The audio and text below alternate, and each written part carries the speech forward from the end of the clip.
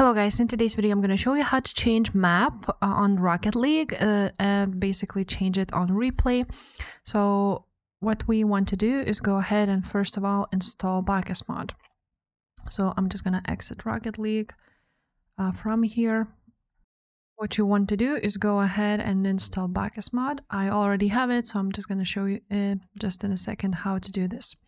First of all, you want to go ahead to Bakkesplugins.com.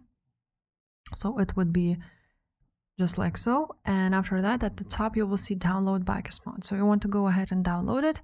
After that you will have this zip file which you want to go ahead and extract to your desktop. Then you will have this folder where you want to double click on this exe file Bakkesmod setup.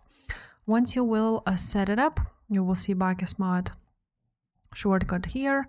And once you double click on it, this injector will open up. So once you will have it, then once you open it up, you can go ahead and use it on your Rocket League, just like so. So what we need for Bakkesmod is a plugin. So the plugin is called Replay Map Changer. So you want to go on search here on plugins and write down Replay Map Changer, and you want to go ahead and install this one. Click install with Bakkesmod, open plugin installer, and now it will install with your CMD.